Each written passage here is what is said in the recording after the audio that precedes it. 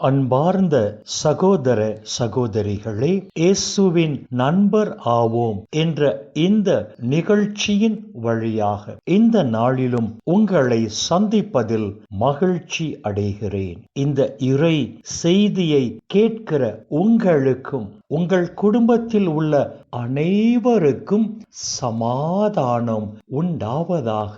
ஆமென். அன்பு சகோதரா, அன்பு சகோதரி, இன்றைய நாளின் தியானத்திற்காக நாம் எடுத்துக்கொண்ட இறை வார்த்தை புனித பவுல் ரோமையருக்கு எழுதிய திருமுகம் 14ஆம் அதிகாரம் 8வது இறை வார்த்தை. வாழ்ந்தாலும் நாம் ஆண்டவருக்கு என்றே வாழ்கிறோம், இறந்தாலும் ஆண்டவருக்கென்றே இறக்கிறோம். ஆகவே வாழ்ந்தாலும் இறந்தாலும் நாம் ஆண்டவருக்கே உரியவர்களாய் இருக்கிறோம் என்று புனித பவுல் இங்கு எழுதுகிறார். நாம் வாழ்ந்தாலும் அது இயேசுவுக்காக, நாம் இறந்தாலும் அது இயேசுவுக்காக என்று புனித பவுல் இங்கு சொல்லுகிறார். இயேசு கிறிஸ்து வழியாக மீட்பை பெற்றுக்கொண்ட நாம் ஒவ்வொருவரும், இயேசு கிறிஸ்து வழியாக கடவுளின் அருளை பெற்றுக்கொண்ட நாம் ஒவ்வொருவரும் இயேசுவுக்காக வாழ வேண்டும், இயேசுவுக்காக இறக்க வேண்டும் என்ற ஒரு அழகான கருத்தை புனித பவுல் இந்த இறை வார்த்தைகளில் பதிவு செய்கிறார். நாம் ஏன் இயேசுவுக்காக வாழ வேண்டும்? கொரிந்தியருக்கு எழுதிய 2ஆம் திருமுகம் 5ஆம் அதிகாரம் 15ஆம் இறை வார்த்தையில் புனித பவுல்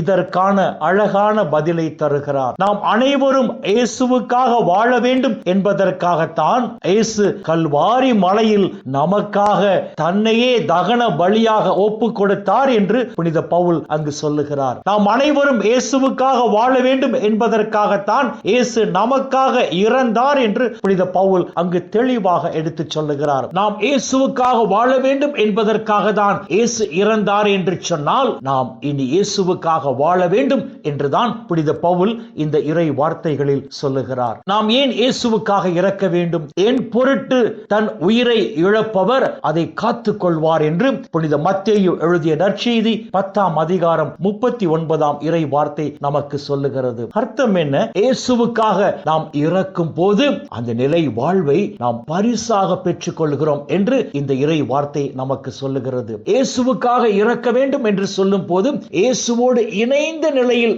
இறப்பதை தான் இயேசுவுக்காக இறக்க வேண்டும் என்று புனித பவுல் இங்கு சொல்லுகிறார். இயேசுவோடு இணைந்த நிலையில் நாம் இறக்கும் போது விண்ணக ராஜ்யத்தில் நாம் நித்தியத்திற்கும் இளைப்பாறுதல் அடைவோம் என்று சொல்லி திருவெளிப்பாடு புத்தகம் 14ஆம் அதிகாரம் 13ஆம் இறை வார்த்தை நமக்கு சொல்லுகிறது. அன்பு சகோதரா, அன்பு சகோதரி, இயேசுவுக்காக நாம் வாழும் போது இந்த உலகில் நாம் மிகுந்த ஆசி பெற்ற மக்களாக வாழ்கிறோம். இயேசுவுக்காக இறக்கும் போது மறு உலகில் நாம் மிகுந்த ஆசி பெற்ற மக்களாக வாழ்கிறோம். எனவே இயேசுவுக்காக வாழ்வோம், இயேசுவுக்காக இறப்போம். அப்பொழுது இந்த உலகிலும் மறு உலகிலும் நாம் ஆசி பெற்ற மக்களாக வாழ்வோம். இந்த இறை சிந்தனைகளோடு நாம் ஜெபத்திற்குள் கடந்து செல்வோம். மக்களே, எங்களை நேசிக்கிற நல்ல பிதாவே, அப்பா, இந்த உலகில் இன்னும் ஒரு நாளை எங்கள் கண்கள் காணும்படி செய்த உம்முடைய கிருபைக்கு நன்றி நன்றி நன்றி சொல்லுகிறோம். அப்பா, இந்த நாளிலும் நாங்கள் யாருக்காக வாழ வேண்டும்,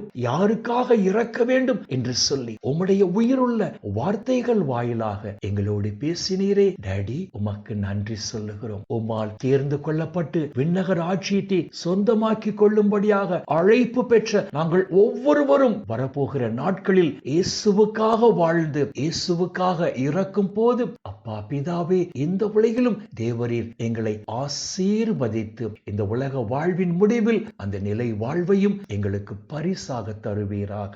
அப்பா பிதாவே, இந்த இறை செய்தியை கேட்கிற அனைத்து மக்களையும் அவர்கள் குடும்பங்களையும் விண்ணக ஒளி பீடத்திலிருந்து தேவரீர் நிறைவாக ஆசீர்வதிப்பீராக.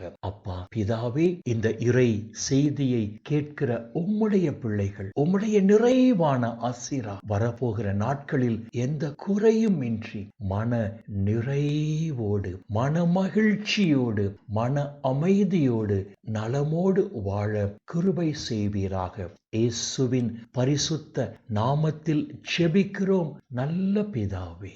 ஆமென், ஆமென், ஆமென்.